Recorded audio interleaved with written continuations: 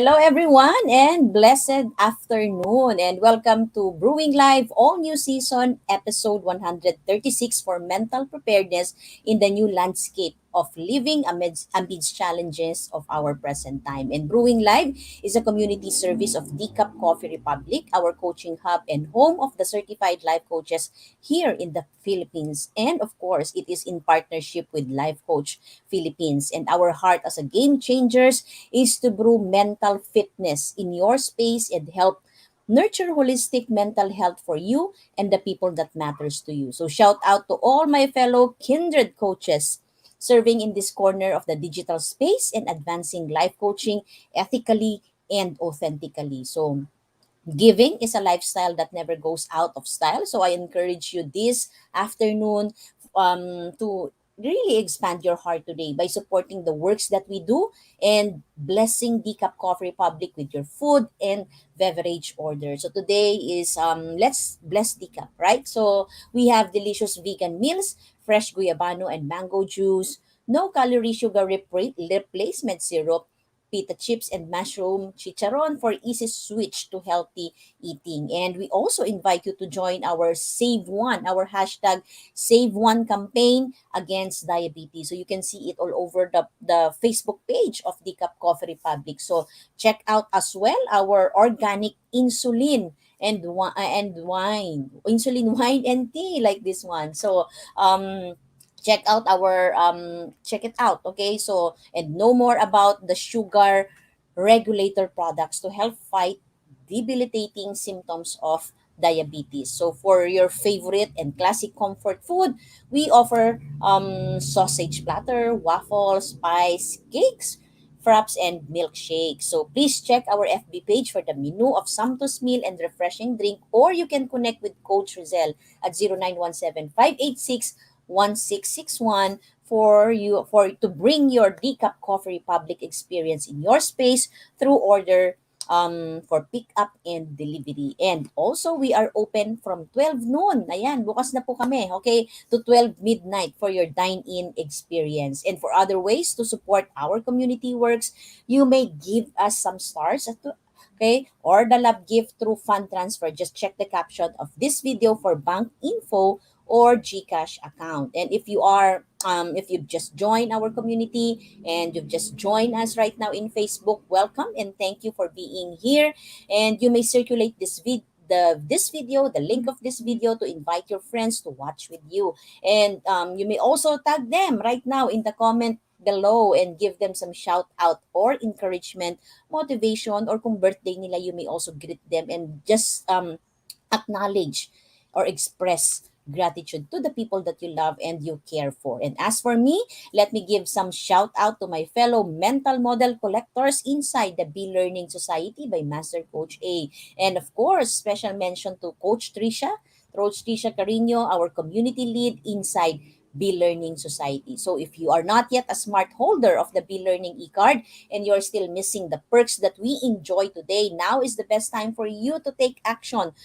Connect with Coach Rezzhel at 0917-586-1661 to join the Be Learning Society, the tent maker of the Be Learning homes for mental fitness. And the perks that you will enjoy is you get the 5% food and beverage discount from Decaf Coffee Republic, um, and then get full access to the mental model masterclass by Master Coach A happening every fourth Saturday of the month. So plus benefit from the 90 minutes coaching session with senior coaches from Life Coach Philippines. And this month's mental model masterclass is scheduled on November 27 at 7 p.m. So that is a Saturday. And Master Coach A will teach us on Bezos mental model. If you are familiar with Jeff Bezos, okay, he is very popular. So you can search his name online. And Master Coach A will be teaching us about his mental model. So are you ready to level up as an entrepreneur? So register now and get ready to thrive and experience financial breakthrough even during this time of the pandemic. So for more information and registration assistance, connect with Coach Rezzhel at 0917-586-1661. And of course, moving on for today's episode, I will be sharing with you. Eto po. So I believe that this is something that is really very interesting and not many of you, okay, No, right? So our topic for today is all about maintaining adequate potassium level, but not too much. Okay, so everything should be in moderation. So how do we maintain the adequate potassium level in our body? Kaya ngayon, if you know someone who might be interested of our topic, and you should, okay, so this is something that would really benefit all of us if we will learn the importance of potassium, the importance of adequate potassium level in our body. So please tag your friends right now, forward this video link, and invite your friends to join us in the conversation below. And of course, as well, um, I invite you as well to later on today. I think this is today, later on at Teacup Coffee Republic for mental preparedness. And if this is your first time to join me, I am Master Coach Hasmin. I am a certified CACC life coach. I am also a master builder apprentice of Master Coach A. I am also a registered medical technologist and a marketing executive of a diagnostic company. And we do distribute, okay, we do have different kinds of testing and we distribute it nationwide to the different laboratories and hospital here in the Philippines. And potassium testing is one of the things that we also distribute. Okay, so if you are watching this also on a replay, comment hashtag replay and do send us a message if you wish to connect with, okay, if you wish to connect with any points that resonates with you with our topic for today. And of course, you may also find this in our YouTube link where you can watch the replay of all the episode. Today is our episode 136. So if you want to watch episode 1 to episode 135, you can watch it on a replay on YouTube. Oh, okay, so it is in the caption of this video. So please do follow and subscribe to the channel so you'll be notified when learning videos become available. So let's get inside. Okay, pasok tayo sa ating pong pag-uusapan ngayon. Is really very interesting. So hello Coach Lynn, Coach Candy, and Coach Rezzhel. Coach Tarbell is also here. So let's learn about today about how do we maintain adequate level of potassium but not too much. Okay, everything should be in moderation. So have you ever get your blood tested? Sino po dito yung nakapagpa-test na ng kanilang mga blood wherein you do this annually? Di ba? Mayroon pong iba, they do this annually for their annual physical exam or whenever you have a procedure, di ba? Kung gusto mo talagang you're a person who is really into your health and you monitor it every year, okay? How many of you here have ever experienced to get your blood tested? Yung kinukunan ka ng dugo, di ba? Mga 10 ml, 5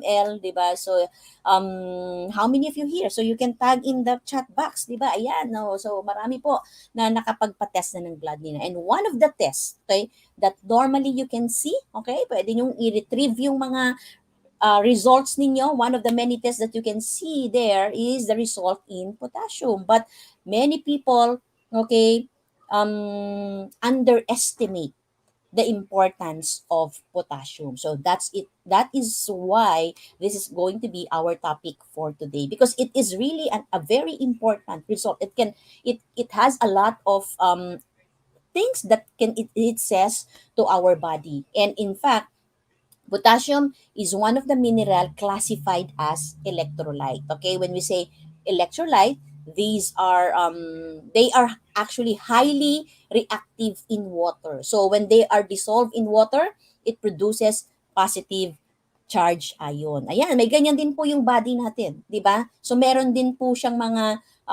electrolytes there. There is positive ions, di ba? And potassium is considered to be an electrolyte which reacts in water that produces positive charge ion. And this property, okay, allows it to conduct electricity. O, di ba? So, meron din po talaga tayong mga electricity in our body, which is really very important for many processes throughout the body. So, kailangan natin yan. Kailangan din natin ng electricity inside our body, and that is being produced by the electrolyte, which one of them is potassium. And of course, interestingly, ang potassium-rich diet is linked, okay, is linked to many powerful health benefits. So that's why it's important to understand the potassium. So, it will help you reduce blood pressure. Ayan, how many of you here has a problem in their blood pressure? Yung medyo tumataas yung mga BP nila, 'di ba? So, it will help reduce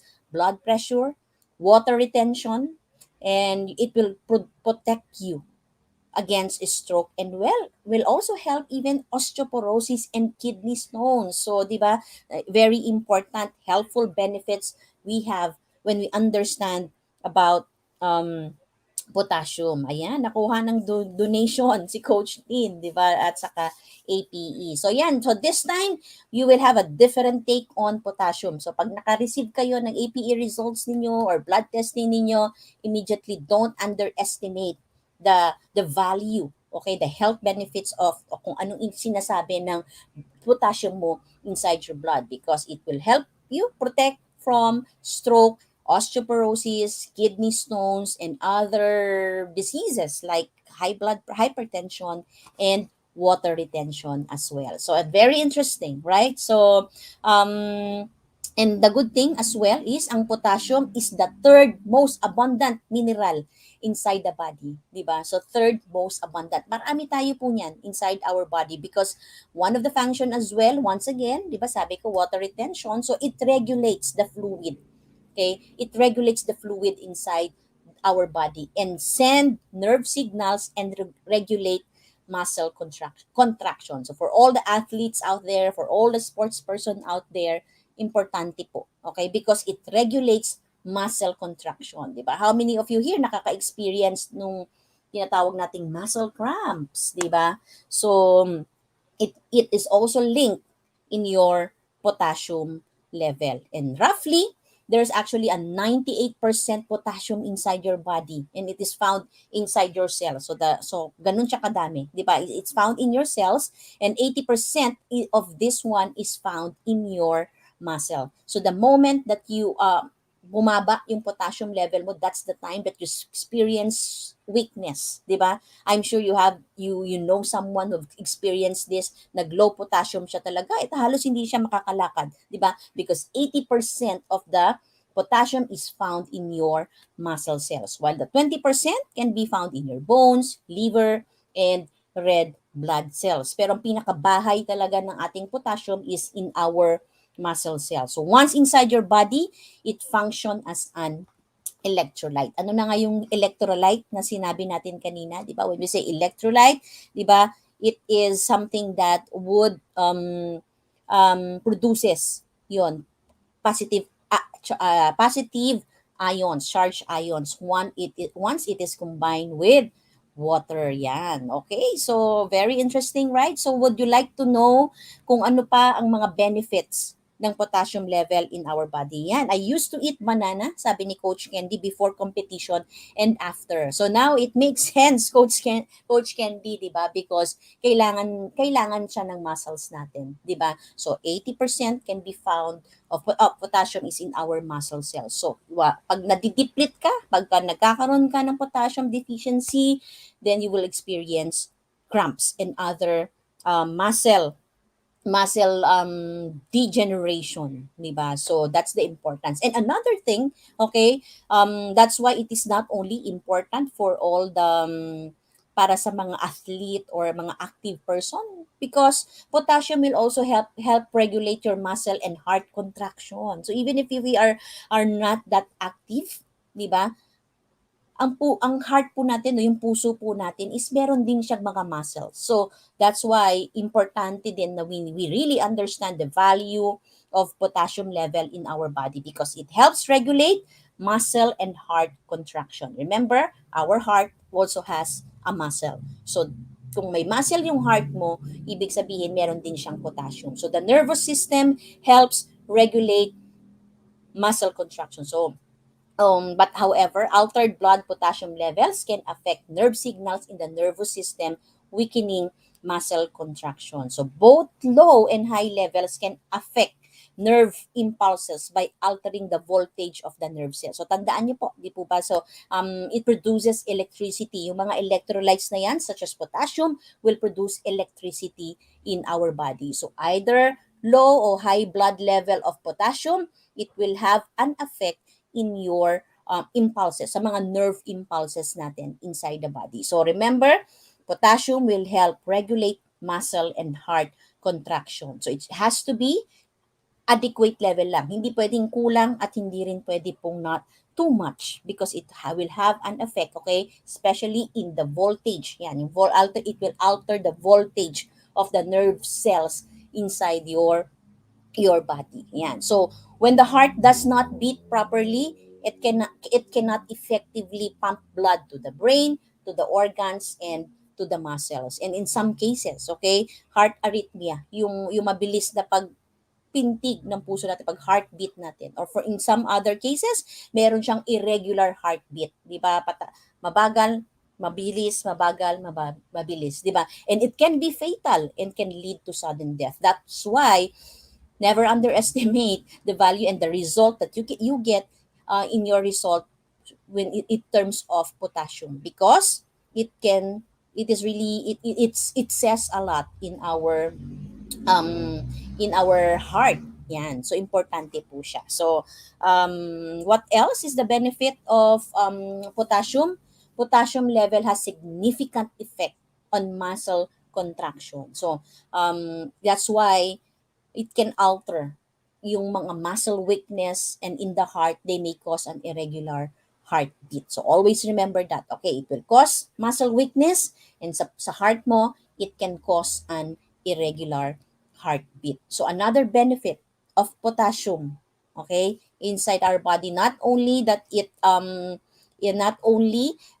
regulates muscle and heart contraction, it may also help reduce blood pressure. So, some shout out to all the people who has experiencing high blood pressure or low blood pressure. So, potassium will help you reduce, having enough and adequate potassium will help you reduce blood pressure. So, high blood pressure affects most of the people, right? So, even at a young age already, kahit hindi ka pa nagsi-senior citizen or in your 40s, some people already experiences high blood pressure because of the diet that we eat, di ba? So, unhealthy, more of fats that we eat. So, and stress as well, it causes increase or elevated blood pressure. And of course, in the food that we eat, meron siyang mga high sodium levels para sa mga mahilig sa mga salty food, sa mga salt, sa maaalat, di ba? It can elevate your blood pressure, and it is really proven, right? So, ang good thing, okay, potassium will help reduce your blood pressure. So, if you are someone who is experiencing blood pressure and you're taking meds already, bakit parang di pa din bumababa yung blood pressure ko? So, you may want to take a look into the level of your potassium in your blood. So, another benefit, okay, syempre kapag na-control niya yung muscle contraction mo sa heart mo, it can lower your blood pressure. Definitely, potassium may help you protect against stroke. Yan, so stroke, 'di ba?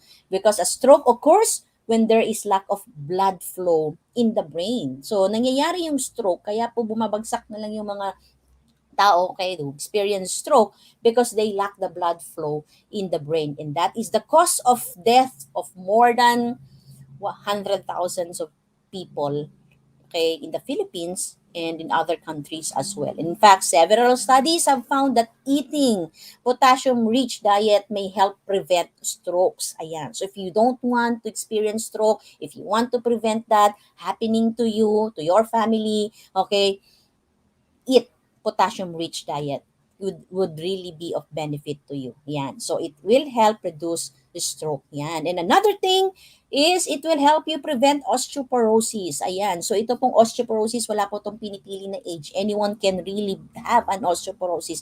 It is a degeneration, di ba? Degeneration ng bones mo.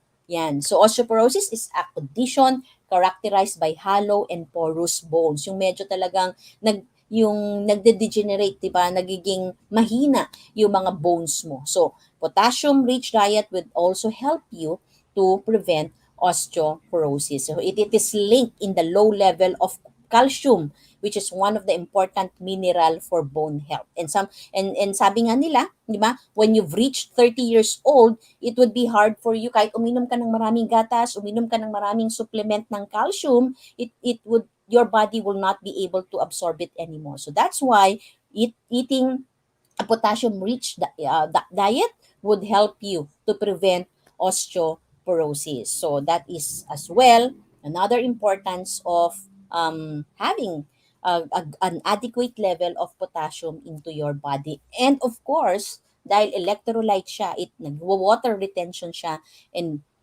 potassium will also prevent kidney stone. So how many of you here have experienced kidney stone? Yung para, 'di ba, may mga tao talaga na stone former. Okay? So they experience kidney stones most of the time, 'di ba? So kidney stones are actually clumps of material that may be formed in concentrated urine. At yung calcium is a common mineral in the kidney stone. Ayan. So that's why in this way, potassium may help fight kidney stones. And of course, many fruit and vegetables contain potassium potassium. Ayan. So later on, I'll be sharing on ano ba yung mga food rich in potassium because of the many health benefits. It can help prevent kidney stone. It can help prevent your muscle contraction of the heart. It can lower blood pressure, and of course, it will help you prevent against stroke. It will help prevent you on osteoporosis, and of course it will help prevent you kidney stones. And of course, another thing para sa mga active people out there, it may reduce water retention. And for everyone, okay, for everyone, it may reduce water retention. Water retention happens when excess fluid, okay, when there is an excess fluid build up inside your body. So historically, potassium has been used to treat water retention. And studies suggest that high potassium intake can actually reduce water retention by increasing urine production and reducing sodium levels. Because lalo na kapag mahilig ka kumain ng maalat, di ba? So, nagre-retain ka ng masyadong maraming water inside your body. So, potassium will help you reduce, okay, water retention. So that is the importance of potassium. So are you convinced that you need okay, adequate level of potassium? Ayan, si Coach Darbel, ayan, that's good for the baby as well, especially kapag pregnant tayo, di ba, nagmamanas tayo. So that's all about water retention. That's why it's important that you eat an adequate, okay, you maintain an adequate level of potassium in your body. So ang tanong, okay, what is the sources of potassium? So if potassium has a lot of health benefits on my body, so ano po ba yung sources of potassium? Okay? Potassium is actually abundant in many whole foods, especially fruits, vegetables, and fish. Ayan. So if you want to really maintain an adequate level but not too much potassium in your body, it can be found in fruits, vegetables, and fish. Yan, yung three important. Tandaan niyo po yan. And most health authorities agrees that 3,500 to 4,700 milligrams of potassium daily appears to be the optimal amount. Dami, ano? So, ang dami pa lang kailangan kong potassium sa body ko, di ba? So, that is the optimal amount. Ayan. So, are you ready? Okay? Yung pong potassium can be found in beets, greens. Ayan. So, it contains 909 milligrams. So, beet greens. Yan. So, you cook it, okay, and it contains 909 milligrams. Saan pa? Yams. Okay, I think yung yams is yung parang mga ube, di ba? So, yung mga gabi. Yan. So, it contains 670 milligrams of potassium. And of course, white potatoes, yung mga potato natin, when you bake it, okay, it contains 544 milligrams of potassium as well. Mga portobello mushroom, yan, it contains 521 milligrams of potassium. Avocado, yan. Sino po dito mahilig sa avocado? It contains 485 milligrams of avocado. Yan. Sweet potato, yung mga kamote, it also contains 475 milligrams of potassium. Spinach, okay, it contains 466 milligrams. Kale, Yan, meron po ba tayo dito niyan sa ating mga palengke o grocery? It contains 447 milligrams and of course, salmon. Okay, sabi natin kanina, fish. And if you want to really have want to eat fish, piliin niyo po yung salmon because it contains 414 milligrams of potassium. Potassium. At of course, yung very common, very popular when you hear the word potassium is banana. And banana contains 358 milligrams of potassium. So there's a lot of food. Okay? You can find it in the internet. Google it right now. Ano ba yung mga food that should be in our in our pantry na meron po siya, which is rich in potassium. Because potassium has many benefits as well. Ayan, tama Coach Lynn, favorite mo naman ay avocado. So, have that in your pantry always, di ba? So, parati kang merong mga things that I have mentioned in your pantry so that you maintain an adequate level of potassium into your body. And of course, yes, there are other supplements available, pero of course, we would love to get it organically or naturally, 'di ba? Para wala talagang harmful effect into the different organs of our body. Yes, it is available in the over the counter supplements, but it's good that if you can get it naman sa mga fruits, vegetables, and fish, that's even better if you get it there. So potassium can really be found in the different variety of vegetables, fish, okay? And again, 3,500 to 4,700 is the minimum potassium requirement daily. Ayan. So, kung kailangan mo nang mag-maintain ng potassium, that is the adequate amount. And of course, definitely, meron ding consequences, yung too much or too little potassium. That's why in our topic for today, we entitled it as adequate amount of potassium because there is a consequences as well kapag sobra siya at kapag konti lang din naman siya. 'Di ba?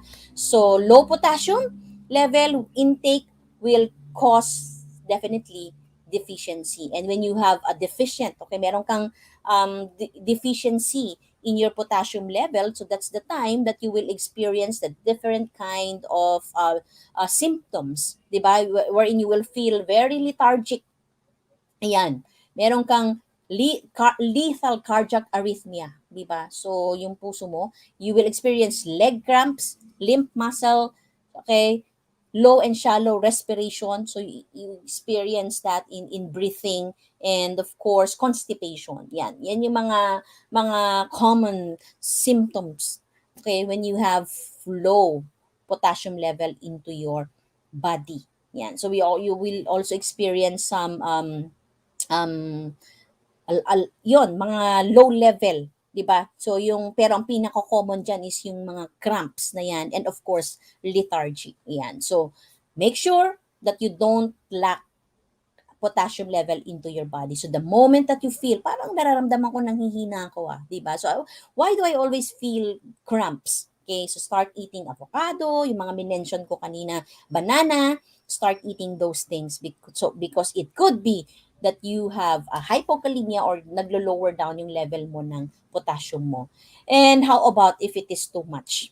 Pwede din siyang maging too much, di ba? Kapag talagang breakfast, lunch, dinner, snacks mo is banana, 'di ba? So always available kasi 'yan di ba? So yan kasi yung pinakamadali na replacement natin sa mga carbohydrates, 'di ba? Especially if you are into dieting, 'di ba? The common and the easiest readily available food that is rich in potassium is banana. So it can also be harmful if it is too much because an excessive level of potassium in the blood, also known as hyperkalemia, can be very dangerous as well. Yeah. So dangerous po siya. Okay?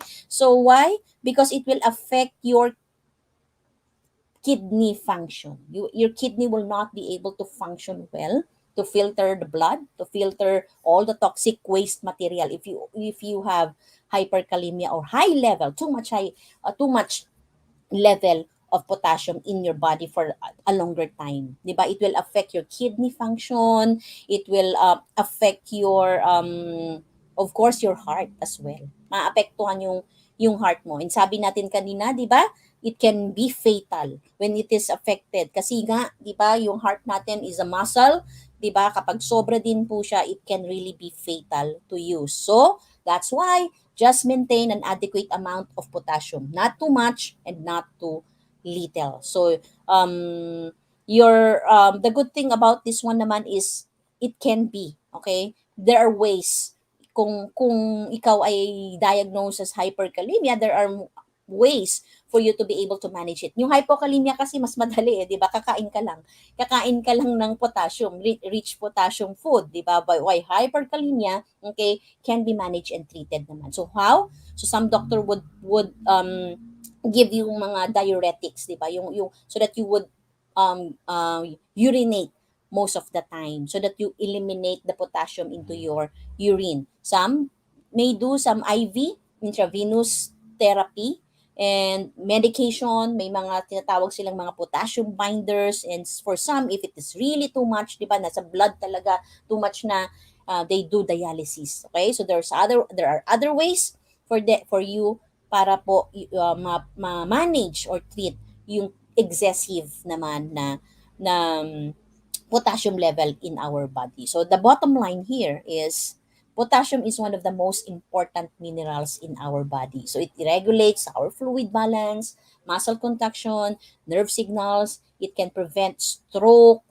can prevent water retention, lower blood pressure, prevent osteoporosis, and of course prevent kidney stone. Okay, it must be, okay, kailangan din, it must be just adequate. There are consequences of too much and there are consequences of too little potassium. So that's why just maintain an adequate amount. And if you want to know more, okay, yung level of potassium ko, coach, paano ko ba siya malalaman? So just go to the clinic, go to the laboratories and have your blood tested and check your potassium level. And now, okay, pag may nakita ka na result, just go back to this talk and see, okay, so nakalagay naman po doon sa result if it is a normal or high or low, di ba? So go back to this one and see the benefits and the importance of having and maintaining an adequate amount of potassium. So remember, okay, everything should be in moderation. And small things, okay, small things in life, yung diet natin should really be we really should be intentional that we eat also food that is rich in potassium. Not again, not too much and not too little. And when you do things in moderation, that is the secret to happiness and good health. So, with that, thank you for joining me. And if you have more questions about potassium, maintaining adequate level of it, so just feel free to let me know and connect with me, and I would love to discuss it more with you. And of course, Decap Brewing Live is all about preparing us mental preparedness. You know what? When your body, okay, when you're physically well, you will also be mentally well as well. It goes together. So maintain adequate amount of potassium, not too much and not too low as well. So thank you for joining me today and supporting the advancement of mental fitness, mental preparedness talk at Decap Coffee Republic every Saturday at 4 p.m. is now back. Ayan. So today is the first day, starting today, November 13. And if you are interested about trauma and ways to heal, I invite you to attend as well the Trauma Masterclass series of Master Coach A. And next class is happening next month, December 10. And last night, we just had one of the best classes again ng Trauma Masterclass last night with Master Coach A. And the next class will be on December 10. So it will focus on trauma as a big threat to your emotional well-being. So if you are interested to become a professional service provider, either as a life coach or mental health coach like us, connect with Coach Rezzhel right now at 0917-586-1661 to know more about the Co-Actively Co-Create Life Coach Certification Program by Master Coach A. And we are now accepting application for mental health certification and internship program with limited slots only. So make sure that you make reservation to Coach Rezzhel right now. And of course, join me back tomorrow. Join us back tomorrow, same time, same digital space here in Facebook, Decap Coffee Republic Facebook page for our episode 137, no other than with Coach Candy. And she will be talking about a very interesting topic, and that is about the role of hypothalamic pituitary adrenal axis. O, di ba? Very interesting. So watch out tomorrow for Coach Candy as she talks about that. So Decaf Coffee Republic, if you want to visit us, today is it's back ang amin pong mental preparedness talk at 4 p.m. Visit Decaf Coffee Republic, located inside Pioneer Center compound or widely known as PC. We are just across Bayanihan Center in Pioneer Road, corner Brixton Street, United Street, Capitolio, Pasig City. So once again, this is Master Coach Hasmin, mentally fit to serve in behalf of Life Coach Philippines. This is us in the Philippines. Love Bam Boom. See you tomorrow. Have a blessed day. Bye-bye.